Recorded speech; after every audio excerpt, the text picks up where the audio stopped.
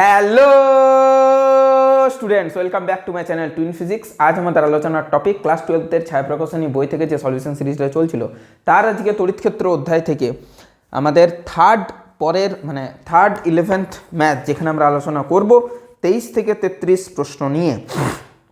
এর আগের প্রশ্নগুলো আমরা দুটো পার্টে কমপ্লিট করেছি, 1 থেকে 11, 12 থেকে 22। আশা করি তোমরা সবাই ভিডিওগুলো পরপর সিকোয়েন্স ওয়াইজ দেখছো।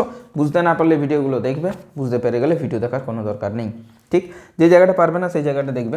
আজকে আমরা আলোচনা করছি 23 থেকে 33 পর্যন্ত আলোচনা করব।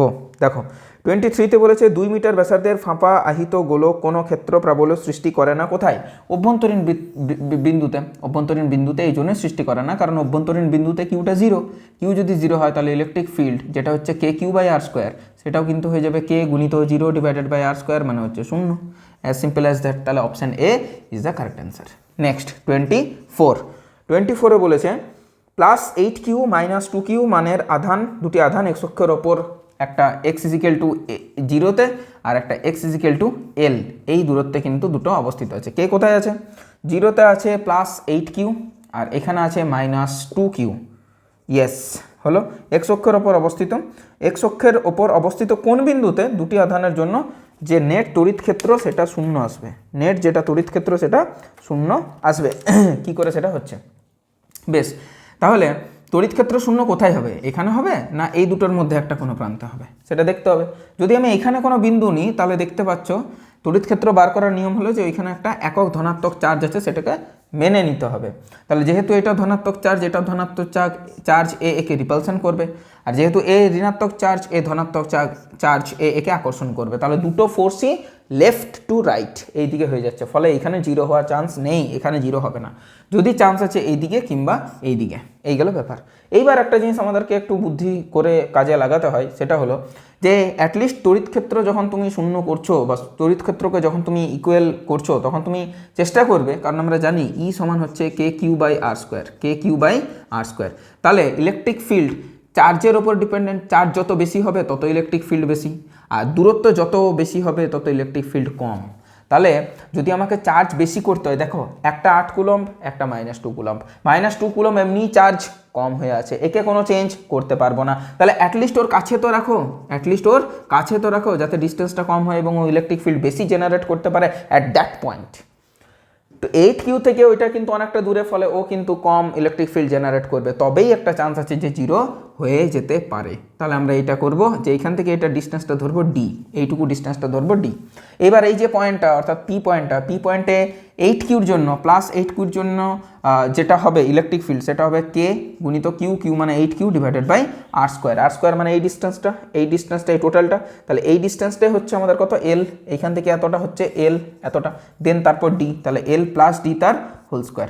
আর -2qর জন্য যেটা হবে সেটা হবে কে গুণিত 2q ডিভাইডেড বাই ডিস্টেন্স তার স্কোয়ার মানে ডি তার স্কোয়ার। এই দুটোকে সেম করতে হবে, মানে কে গুণিত 8q divided by L plus D বা ডি প্লাস এল তার হোল স্কোয়ার সমান হবে কে গুণিত 2q ডিভাইডেড বাই ডি তার স্কোয়ার। এই গেল ব্যাপার। কে কিউ কেটে গেল, 2 4 8, সবগুলো রুট নেবো, 4-এর root 2 divided by D plus L বা L plus D 1/d। Cross multiplication করলে 2d সমান ডি প্লাস এল। এই গেল ব্যাপার। তাহলে ডি যে ডিস্টেন্সটা থাকছে সেটা হচ্ছে এল, অর্থাৎ এল ডিস্টেন্স দূরে কিন্তু এটা নিতে হবে। অর্থাৎ আমরা দেখতে পাচ্ছি যে এই 2q -2q distance, -2q charge থেকে এল ডিস্টেন্স দূরে, সেখানে কিন্তু তড়িৎ প্রাবল্যটা 0 হবে। কার সাথে ম্যাচ করছে? আচ্ছা, তার স্থানাঙ্ক কত হবে? 2l,0। এতটা তো এল হয়ে আছে, আর এই ডিটাকে এল হতে হবে, তাহলে 2l,0 স্থানাঙ্ক হবে 2l,0। Option A is correct. 2l,0 এই স্থানাঙ্কটা হতে হবে। নেক্সট প্রশ্ন 25, একটি ধাতব গোলক একটি সুষম তড়িৎ ক্ষেত্রে রাখা হলো, কোনটি তড়িৎ বলরেখাকে অনুসরণ করবে? এটা আমি আগের দিনও বলেছিলাম বা আগের ক্লাসটা তো বলেছিলাম, যেটা অরীয়ভাবে প্রতিসম হয় এবং সেটা ধনাত্মক চার্জ হলে বেরিয়ে যাবে, ঋণাত্মক চার্জ হলে ঢুকবে, এইটুকুই পার্থক্য হয়। অরীয়ভাবে বহির্মুখী এবং অরীয়ভাবে অন্তর্মুখী, এই দুটো কেস হয়। তাহলে এখানে কি বলেছে? এখানে কোনো তড়িৎ ক্ষেত্রে বলেনি। তড়িৎ ক্ষেত্রে রাখা হলে সেটা কি হবে? সেটা অলওয়েজ কিন্তু তড়িৎ বলরেখাগুলো ঢুকবে, মানে তড়িৎ ক্ষেত্র তখন তো সেখানে huge number of electric field lines আছে বা তড়িৎ বলরেখা আছে। তাহলে তড়িৎ বলরেখা কিন্তু ওই ধাতুটার মধ্যে এন্ট্রি করবে, ওই ধাতুটার মধ্যে প্রবেশ করবে। তাই অপশন মানে 4 নাম্বার যে রেখাটা সেটা হচ্ছে কারেক্ট, মানে অপশান ডি। অপশান ডিটা হচ্ছে কারেক্ট। বোঝা গেল 25-এরটা ডি কেন, বোঝাতে পারলাম। কোনো ধরনের কোনো অসুবিধা থাকলে কিন্তু এই জিনিসটা তোমাদেরকে করতে হবে, কমেন্ট। এই গেল ব্যাপার, এই জিনিসটা করবে তাহলে কিন্তু তোমাদেরও সুবিধা, আমারও বলতে সুবিধা। আমি একটা জেনারেল ওয়েতে বোঝানোর চেষ্টা করি, তাতে মোটামুটি স্টুডেন্টরা বুঝে যেতে পারে। কিন্তু তোমার যদি সমস্যা হয় তুমি আমাকে অবশ্যই বলতে পারো। এছাড়াও তোমাদের যদি পার্সোনাল কোনো কথা বলার থাকে সেখানে তোমরা টেলিগ্রামে জয়েন হতে পারো, তোমরা ফেসবুক পেজে জয়েন হতে পারো, এই জিনিসগুলোতে কিন্তু জয়েন হতে পারো। দেন ডিরেক্ট কথা বলতে পারো তোমাদের সমস্যা থাকলে, বা কোনো জিনিসের কোনো কোয়েরি থাকলে, আলোচনা করার থাকলে, ঠিক আছে। কারণ একটা সঠিক গাইড আমরা কিন্তু এই সময়ে পাই না, পেলে হয়তো অনেক ছেলেমেয়ে মানুষ হয়ে যাবে। চলো নেক্সট যেটা আছে 26 নম্বর। ক্যাপিটাল কিউ মানের একটি তড়িৎ আধানের জন্য অপর একটি আধান Q0, ছোট হাতের Q0 এর অবস্থানে তড়িৎ ক্ষেত্র E যদি দ্বিতীয় আধানটি কিউর পরিবর্তে Q0-র পরিবর্তে -Q0 নেওয়া হয়, তাহলেও তড়িৎ ক্ষেত্রের কোনোরূপ কোনো পরিবর্তন হবে না, শুধু দিকের পরিবর্তন হবে। ই ছিল ই থাকবে, সেটা হচ্ছে অপশান ডি ইজ কারেক্ট। চলো 27 নম্বর। নেক্সট, এম ভর আর কিউ আধান বিশিষ্ট একটি কণাকে কোনো সুষম তড়িৎ ক্ষেত্রে ছেড়ে দেওয়া হলো। টি সময় পরে কণাটি এস দূরত্ব অতিক্রম করে এবং টি গতি শক্তি অর্জন করে, ক্যাপিটাল টি। সেই ক্ষেত্রে T/S এর অনুপাত কত হবে? ঠিক, অনুপাত কত হবে? চলো তাহলে দেখা যাক কি কি দিয়েছে। সেটা হচ্ছে এম হচ্ছে ওর মাস, প্রথম কথা। কিউ হচ্ছে ওর চার্জ, আচ্ছা বেশ। তড়িৎ ক্ষেত্রের মান দিয়ে দিয়েছে বেশ, সময় দিয়ে দিয়েছে বেশ, গতিশক্তি দিয়ে দিয়েছে বেশ, দূরত্ব দিয়ে দিয়েছে বেশ। তাহলে এই জিনিসটা করতে হবে। তবে একটা জিনিস আমরা জানি, এফ কত হবে? এফ হবে কিউ গুণিত ই। Very good. আবার এফ মানে আমরা জানি এম এ সমান হচ্ছে কিউ ই। এবার যদি আমি বলি এ বার করো, তাহলে Q E divided by M. এমটা ক্যাপিটাল এম নিয়েছে, তো আমরা ক্যাপিটাল এম নিয়েই চালিয়ে যাবো। ত্বরণ পেয়ে গেলাম। ত্বরণ যদি পেয়ে যায় তাহলে বেগ পাওয়াটা সোজা হয়ে যাবে। বেগ কত হবে? এ গুণিত টি, মানে হচ্ছে কিউ গুণিত E divided by capital M গুণিত ছোট হাতের টি। এইবার আমরা যে কাজটা করব সেটা হচ্ছে কোন দুটোর অনুপাত? T/S এর অনুপাত। এস মানে হচ্ছে সরণ, সেটা হবে হাফ এ টি স্কোয়ার। বার করে নিই, হাফ গুণিত এ, এ মানে এলো এইটা, Q E divided by M, তার সাথে আবার টি তার স্কোয়ার, হয়ে গেল, কাজ শেষ। আর যদি আমি বলি ক্যাপিটাল টি বার করব, মানে গতিশক্তি, সেটা হবে half M V square. Half গুণিত এম মানে ক্যাপিটাল এম, ভি তার স্কোয়ার, ভিতে আছে এই জিনিসটা পড়ে, মানে কিউ গুণিত ই বাই এম গুণিত টি, এইটার হোল স্কোয়ার। কেটে কুটে যেটা দাঁড়াবে সেটা হবে half Q square E square T square divided by M, এই জিনিসটা থাকছে। এবার যদি আমাদেরকে বার করতে হয় এই অনুপাতটা, T/S অনুপাত, আচ্ছা T/S অনুপাত, তাহলে আমরা দেখতে পাবো যে টিতে আছে হাফ গুণিত Q square E square T square divided by M, আর এসে আছে হাফ গুণিত Q E T square divided by M. তাহলে এম এম কেটে গেল, হাফ হাফ কেটে গেল, টি স্কোয়ার কেটে গেল, দুটো কিউই উপরে, একটা কিউই নিচে, কেটে কুটে কিউ গুণিত ই থাকছে। এটা হলো বিষয়। কোনটার সাথে ম্যাচ করছে? Let's see. সময়ের সাথে অপরিবর্তিত থাকবে, হ্যাঁ সময়ের উপরে কোনো ডিপেন্ডেন্সি নেই। আর কি কোনো যাচ্ছে? কণার ভর এম এর সাথে সমানুপাতে পরিবর্তিত হবে, এম এর সাথে না কোনো সমানুপাতি নেই। তারপর বলেছে আধানের মানের উপর নির্ভর করবে না, ভুল, আধানের উপরে নির্ভর করছে। এবং বলছে তড়িৎ ক্ষেত্রের মানের উপর নির্ভর করবে না, ভুল, তড়িৎ ক্ষেত্রের মানের উপরে ডিপেন্ড করছে। খুব ভালো একটা প্রশ্ন, যেটা এসেছিল জয়েন্ট 2013-তে, খুব ভালো একটা প্রশ্ন। আমাদের তাহলে ম্যাচ কোনটা করলো? আমাদের কিন্তু ম্যাচ করে গেল অপশান এটা। Option A is correct. এটা ওয়েস্ট বেঙ্গল জয়েন্ট 2013-তে এসেছিল। ঠিক আছে, বোঝা গেল নিশ্চয়ই। নেক্সট কি বলেছে? 3200 ভোল্ট পার মিটার মানের সুষম তড়িৎ ক্ষেত্রের মধ্যে প্রাবল্যের মধ্যে হতো, আগে মধ্যে দিয়ে ফেলেছে ভুল করে, যাই হোক ঠিক আছে। মধ্যে লম্বভাবে একটি ইলেকট্রন 4 × 10⁷ মিটার পার সেকেন্ড বেগে প্রবেশ করে 0.10 মিটার দূরত্ব অতিক্রম করে, ইলেকট্রনটির বিচ্যুতির মান নির্ণয় করো। এইটা প্রাসের মতো একটা বিষয় হয় এবং এটা একটা ক্যালকুলেশন বেস জিনিস। প্রথমে তোমাকে সূত্রটা জানতে হবে, দেন তুমি জিনিসটা করতে পারবে আর কি। ঠিক আছে, আমি জিনিসটা সম্পূর্ণটাই জানিয়ে দিচ্ছি, কোথার থেকে সূত্রটা এলো সেটাও জানিয়ে দিচ্ছি। বিষয়টা দাঁড়াবে যে এই টাইপের জিনিস করতে গেলে তোমাকে সবসময় কম্পোনেন্টে ডিভাইড করে নিতে হবে, তাহলে কিন্তু তোমার কাজটা করতে সুবিধা হবে। কত নাম্বার? 28 নাম্বার। দেখো বিষয়টা হলো, ধরে নাও এখানে একটা পজিটিভ চার্জওয়ালা প্লেট আছে, মানে ইলেকট্রিক ফিল্ড দিয়েছি, ইলেকট্রিক ফিল্ড তো এইভাবে ড্র করতে হবে তাই না, আর নিচে একটা নেগেটিভ চার্জওয়ালা ড্র করেছি। এবার ইলেকট্রিক ফিল্ড সবসময় পজিটিভ থেকে নেগেটিভের দিকে আসে, তাই মেনে নিলাম, কোনো অসুবিধা নেই। অর্থাৎ এই ক্ষেত্রে আমাদের ক্যাপিটাল ইয়ের যে ডিরেকশন সেটা হচ্ছে ডাউনওয়ার্ড, অর্থাৎ নিচের দিকে। ইয়ের ডিরেকশন কোন দিকে? নিচের দিকে। একটা কণা, এই যে কণাটা, সেই কণাটা কিন্তু একটা বেগ নিয়ে ভি ভেলোসিটি নিয়ে স্ট্রেট ঢুকে গেল, ভি ভেলোসিটি নিয়ে স্ট্রেট ঢুকে গেল, যার মাসটা হচ্ছে এম আর যার চার্জ হচ্ছে কিউ, এমনি একটা ব্যাপার।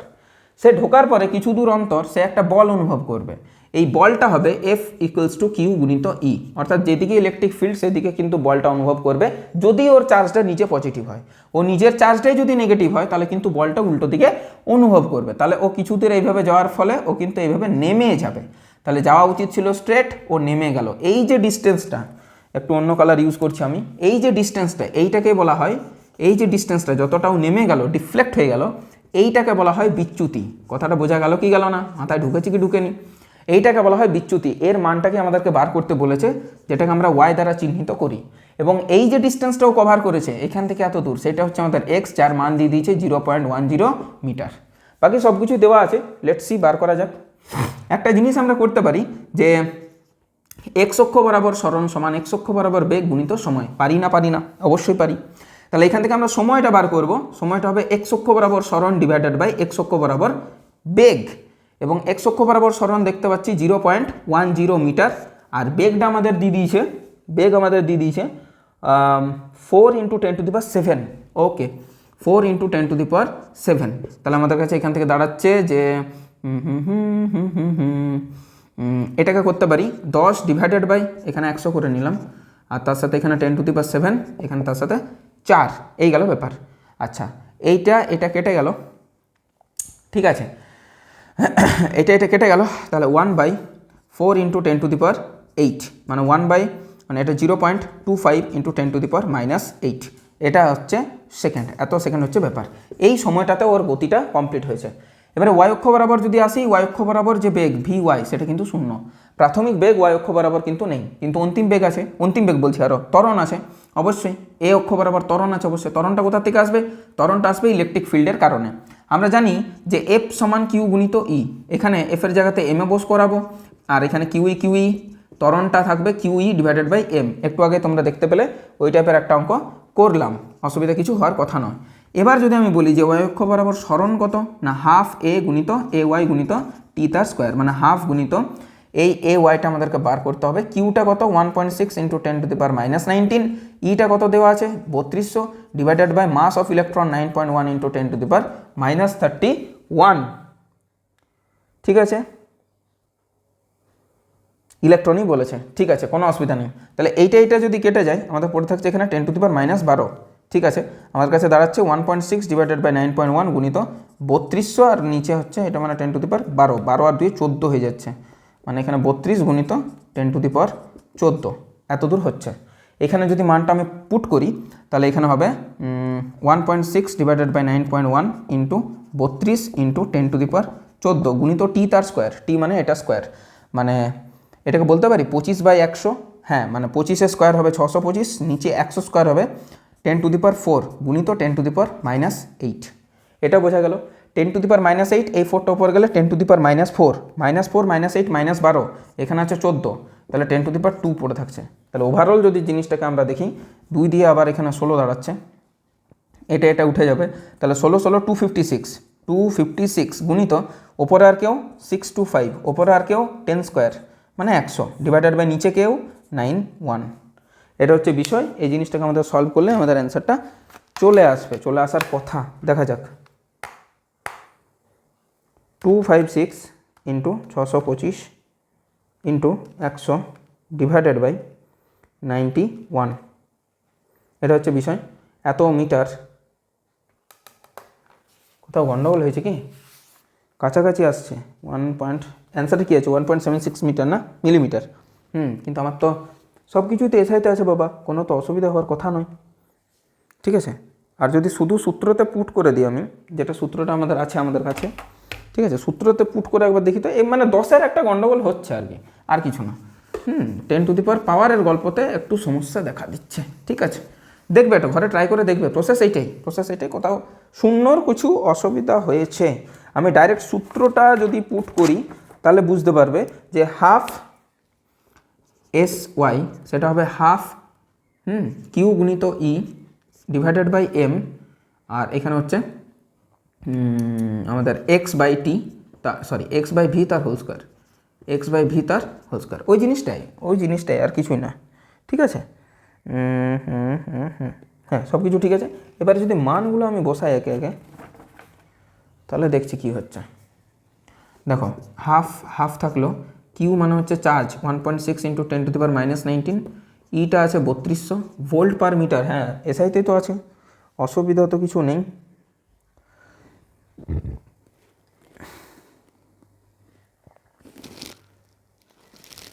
আচ্ছা যাই হোক, অসুবিধা কিছু নেই, আর যদি কিছু আমি অসুবিধা পাই আমি বলে দেবো পরে। যেটা করে এসেছি 9.1 ইন্টু 10⁻31, এটা 0.10, আর এখানে হচ্ছে নিচে 4 ইন্টু 10⁻7, 4 ইন্টু 10⁻7 তার হোল স্কোয়ার। এটা হচ্ছে বিষয়, ঠিক আছে। এইবার 10/100 করবো আমরা। আচ্ছা টোটাল জিনিসটাকে করি, ভালোভাবেই করি, এখানটাতে মুছে দিই তাহলে সুবিধা হবে।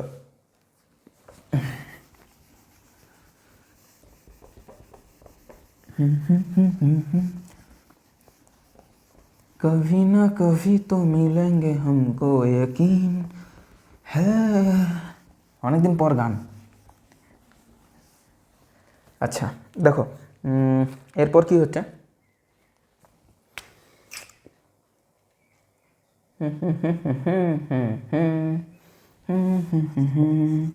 তাহলে এটা হাফ থাকলো 1.6 ইন্টু 10⁻⁻19 গুণিত 3200 ডিভাইডেড বাই 9.1 ইন্টু 10⁻31 ইন্টু এটা হবে 10/100, 10/100 মানে 1/10, মানে হচ্ছে 1/4 তার স্কোয়ার মানে 16 গুণিত 10⁻8 তার স্কোয়ার মানে 16। ঠিক আছে, ঠিক আছে, ওকে। এইবারে জিনিসটা দাঁড়াচ্ছে 16 31 10⁻⁻15, এইটা 10⁻⁻4, আবার এইটা 10⁻⁻2। তাহলে দাঁড়াচ্ছেটা কি, বিষয়টা হচ্ছে আবার এখানে দশমিক তুলে দিলাম, 16 16 কেটে যাবে আবার, তাহলে কে পড়ে থাকলো, আচ্ছা 2 দিয়ে আবার 16 হয়ে গেছে। তাহলে কে পড়ে থাকছে বলো তো, 16 ডিভাইডেড বাই 91 গুণিত 10⁻⁻2, এটা মিটারে, মিলিমিটারে করলে 10⁻³ দিয়ে গুণ, মানে বিষয়টা দাঁড়াচ্ছে এটা কাটলে একটা 10 পড়ে থাকছে, মানে 160 ডিভাইডেড বাই 91, 160 ডিভাইডেড বাই 91, 1.758 মানে 1.76। হ্যাঁ এইবার উত্তরটা মিলে গেছে, 1.76 মিলিমিটার। ওইখানে দশমিকের কিছু গন্ডগোল হয়েছিল, হোয়াটএভার। চলো 29, হ্যাঁ 29-এ বলেছে একটি অসীম দৈর্ঘ্যের ঋজু আহিত পরিবাহী তার থেকে 2 সেন্টিমিটার দূরে 9 ইন্টু 10⁻4 নিউটন প্রতি কুলম্ব এত তড়িৎ ক্ষেত্র উৎপন্ন হলে প্রতি একক দৈর্ঘ্যে তড়িতাধানের মান কত। আচ্ছা বেশ, ঠিক আছে, এটা একটা গাউসের থিওরেমের অ্যাপ্লিকেশন, এটা মোটামুটি কোনো অসুবিধা নেই। এটার যে সূত্রটা আছে সেই সূত্রটাতে অ্যাপ্লাই করে দিলে আমাদের হয়ে যাবে। কত নম্বর প্রশ্ন, 29, E = lambda divided by 2πε0 r।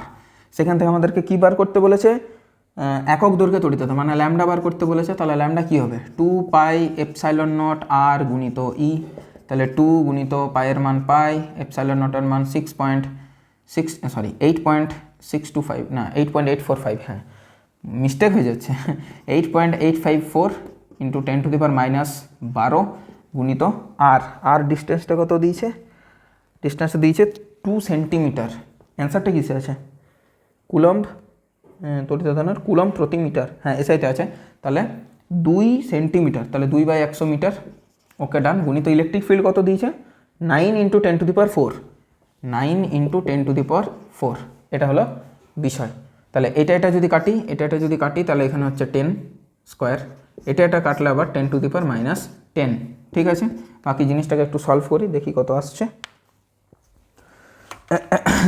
তাহলে এখানে 2 আর এখানে 2, 4 গুণিত 9 36 গুণিত পাই, 36 গুণিত পাই গুণিত 8.854, সেটা আসছে এই টাইপের। কিন্তু বিষয়টা হচ্ছে মিলছে না কেন, মিলবে ওইটা হবে, অপশান বি। ওই জন্য 1.001.3638009 ইন্টু 10⁻10, এটাকে টোটালটাকে যদি নিই আমি, 1 পয়েন্ট এখানে পয়েন্ট নেই, টোটালটাকে যদি নিই মানে 1 করে নিই, তাহলে 1 ঘর 2 ঘর 3 ঘর মানে হচ্ছে ওখানে 13, মানে 1.001363809 গুণিত 10⁻13 না, সরি 7, 3 বাড়বে কেন, কমবে তো, -7, এটা কী করছি, ভাগ করছি, তাহলে এখানে গুণ করব, গুণ করলে ঘাতটা কমে যাবে, নেগেটিভে আছে যেহেতু, মানে 1 গুণিত এটা অলমোস্ট হয়ে যাবে 10⁻7 -7। অপশান বি ইজ কারেক্ট, 10⁻7 হয়েছে। নেক্সট যে প্রশ্নটা 30 নাম্বার, সেটা দেখো কি দেওয়া আছে। 30 নাম্বারটা বলেছে দুটি অসীম সমান্তরাল ধাতব সমতলের ওপর বৈদ্যুতিক আধান রয়েছে এবং দুটি ক্ষেত্রে আধান যথাক্রমে +σ -σ। বেশ, সমতল দুটির বায়ু মাধ্যমে পরস্পরের থেকে স্বল্প দূরে রাখা হয়েছে।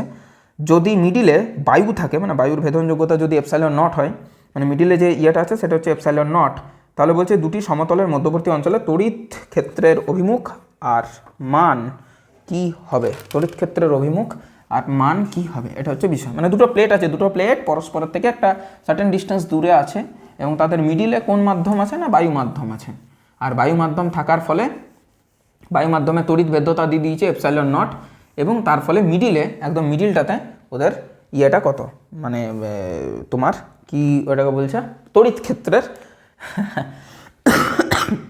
ক্ষেত্রের মান আর দিকটা কত, মানে এরকম একটা প্লেট, এমনি একটা প্লেট, দুটোতেই একটাতে পজিটিভ একটাতে নেগেটিভ দিয়েছে চার্জ, ভেরি ভালো, +σ এখানে -σ। ইলেকট্রিক ফিল্ড অলওয়েজ পজিটিভ থেকে নেগেটিভের দিকে হয়, সেখানে তড়িৎ দ্বিমেরু ভ্রামক নেগেটিভ থেকে পজিটিভ দিকে হয়, তাহলে আমরা ডিরেকশন পেয়ে গেলাম। এবং এটার যে মান হয় ইলেকট্রিক ফিল্ডে সেটা হয় σ /ε0। এখান থেকে সিগমাটাকে Q/4π, না এটা তো দৈর্ঘ্য, মানে হচ্ছে একটা এরিয়া হবে গুণিত ε0, এইভাবে কিন্তু চেঞ্জ করা থাকে। এটাও একটা গাউসের থিওরেমের ইউজ।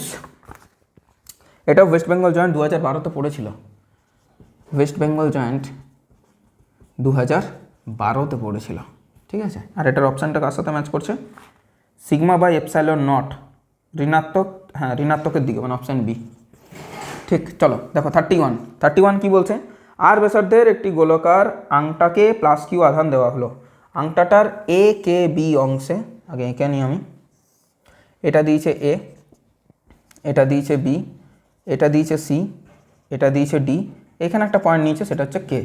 এ কে বি অংশ অর্থাৎ এই অংশটাতে আংটাটির কেন্দ্রে, এই অংশটার জন্য আংটাটির কেন্দ্রে, এই টোটালটাতে কিন্তু পজিটিভ কিউ দেওয়া আছে টোটালটাতে। এই অংশটুকুর জন্য এই যে মিডিল পয়েন্ট ওতে যে তড়িৎ ক্ষেত্র তৈরি হয়েছে সেটা হচ্ছে ই, এটার জন্য তৈরি হয়েছে ই। তাহলে বলছে বাকি অংশটার জন্য এ ডি, মানে এসি ডিবি, ও এই পাশে সি নিয়েছে না, এই পাশে সি নিয়েছে, ঠিক আছে, নেওয়াটা বড় ব্যাপার না। এই যে এ সি ডি বি, এই অংশটার জন্য তড়িৎ প্রাবল্য কত হবে, ইজি জিনিস, অসুবিধা কিছুই নেই। তাহলে অংশটা কোনটা হবে, এ সি ডি বি, এই অংশটার জন্য তড়িৎ প্রাবল্য কত হবে, ভেঙে নেবো আমরা। এটাকে ভাঙতে পারি AC plus CD plus DB, এই তিনটে অংশের জন্য। আচ্ছা, এসি অংশের জন্য যা তড়িৎ প্রাবল্য হবে সেটা হবে এই সাইডে, কারণ প্রত্যেকটা পজিটিভ চার্জ পজিটিভ থেকে পজিটিভের সাথে রিপালশন করবে, যে পয়েন্টটা বার করতে বলি সেই পয়েন্টে একটা 1 কুলম চার্জ +1 কুলম চার্জ আছে, সেটাকে ধরে নিতে হবে। আচ্ছা, বিডি অংশের জন্য যে জিনিসটা হবে সেই জিনিসটা হবে এর উল্টো সাইডে, মানটা কি হবে, সেম হবে, দিকটা কি হলো, বিপরীত হলো, তাহলে এসি আর বিডি একে অপরকে কেটে দেবে, পড়ে থাকছে সিডি, সেই সিডি অংশের যে মানটা হবে সেটা ইকুয়ালি চার্জ না, এখানে Q/4 চার্জ আছে, এখানে Q/4 চার্জ আছে, এখানে Q/4 চার্জ আছে, এখানে Q/4 চার্জ আছে। তাহলে যদি এবি অংশের জন্য হয় এই দিক বরাবর, তাহলে সিডি অংশের জন্য হবে ওই দিক বরাবর, ওর ঠিক উল্টো দিকটাতে, তাহলে মানটা সেম থাকবে। অর্থাৎ এই যে বলে দিয়েছে আমাকে একেবি অংশের জন্য যদি ই হয়, তাহলে ফর শিওর যে সিডি অংশটা ঠিক এর বিপরীত অংশটার জন্য, এই সিডি অংশের জন্য যে মানটা হবে সেটা ই, আর ডিরেকশনটা হবে ও থেকে কে এর দিকে, ও থেকে কে এর দিকে, ফ্রম ও টু কে, এটা হচ্ছে ডিরেকশন। ওকে ওকে ওকে ওকে তাহলে ই হবে আর কে বরাবর, ও থেকে কে বরাবর, অপশান বি ইজ কারেক্ট। ই হবে আর ও কে বরাবর, ও অপশান বি না ডি, সরি বি না ডি, বিতে তো ই দেওয়া আছে, সরি 3 দেওয়া আছে, 3 না, 3 অবশ্যই না। নেক্সট কি বলেছে, তড়িৎ দ্বিমেরুর লম্ব সমদ্বিখণ্ডকের ওপর কোনো বিন্দুতে তড়িৎ প্রাবল্যের অভিমুখ কোন দিকে হয়। আচ্ছা, লম্ব সমদ্বিখণ্ডক কেসটা, আচ্ছা দেখো ওই কেসটাতে কীরকম কী হয় দেখতে থাকো। তোমাদের ভিডিওগুলোতে কোনো অসুবিধা থাকলে তোমরা ডেফিনেটলি কিন্তু জানাবে যে এই জায়গাটাতে সমস্যা হলো, এই জায়গাটাতে প্রবলেম হলো, না বললে তো সমস্যা, ঠিক আছে। চলো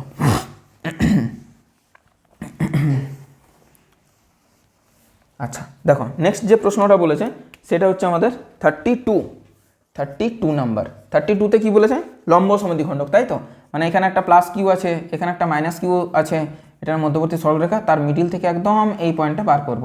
প্লাস কিউর জন্য ওকে কি করবে, প্লাস কিউর জন্য ওকে বিকর্ষণ করবে, নিচে আঁকতে হবে একটু, বিকর্ষণ আছে যেহেতু। এইটা হচ্ছে আমাদের প্লাস কিউ, এটা হচ্ছে আমাদের মাইনাস কিউ, এটা এরকম, এটা এরকম, একে বিকর্ষণ করবে, একে আকর্ষণ করবে এদিক বরাবর, সব কিছু ঠিক আছে। এই দুটো লব্ধি হবে মিডিল বরাবর, এবং লব্ধি যেটা হবে ইলেকট্রিক ফিল্ডের ডিরেকশন যদি এইদিকে হয়, তাহলে ফর শিওর যে ইয়ের যে ডিরেকশন, তড়িৎ দ্বিমেরু ভ্রামকের যে ডিরেকশন, সেটা হবে তার ঠিক উল্টো দিকে, পিই, ইলেকট্রিক ডাইপোল মুমেন্ট। কি বললাম কথাটা, ইলেকট্রিক ডাইপোল মুমেন্ট মানে তড়িৎ দ্বিমেরু ভ্রামক, এর ডিরেকশন হবে ঠিক উল্টোটার দিকে, মানে নেগেটিভ থেকে পজিটিভের দিকে। তাহলে এখানে কি বলেছে, না এখানে ইয়েটা বলেছে, ইলেকট্রিক ফিল্ডের ডিরেকশনটা জানতে চেয়েছে। আচ্ছা আচ্ছা ঠিক আছে, তাহলে সেটা হবে পিই এর উল্টো দিকে। পিই ইজ উল্টো, কি বললাম, উল্টো উইথ ই, তাহলে আবার ই উল্টো উইথ পিই, ওই একই ব্যাপার আর কি, দুজনের বিপরীতমুখী। তাহলে পি এর বিপরীত দিক বরাবর, পি এর মুখ এই দিকে আর ই এর মুখ হচ্ছে এই দিকে, ঠিকই আছে। তাহলে অপশান বি ইজ কারেক্ট। আর আজকে লাস্ট প্রশ্ন 33 নাম্বার, একটা থিওরিটিক্যাল প্রশ্ন, সেটা হচ্ছে, এটা আমাদের সবারই জানার কথা। পি তড়িৎ দ্বিমেরু ভ্রামক বিশিষ্ট একটি তড়িৎ দ্বিমেরুকে ই প্রাবল্যের একটি তড়িৎ ক্ষেত্র স্থাপন করা হলে যে টর্ক কাজ করবে, টর্ক তো অলওয়েজ একটা ক্রস প্রোডাক্ট হয়, ফলে টাও দিয়েছে এখানে, tau is equal to P cross E, কার সাথে ম্যাচ করলো, P cross E, option B. Tau একটা ক্রস প্রোডাক্ট হয়, মানে টর্ক একটা ক্রস প্রোডাক্ট হয়, আমরা যেটা জানি আর ক্রস এফ, সেখান থেকে এই জিনিসটা এস্টাবলিশ করা যায়।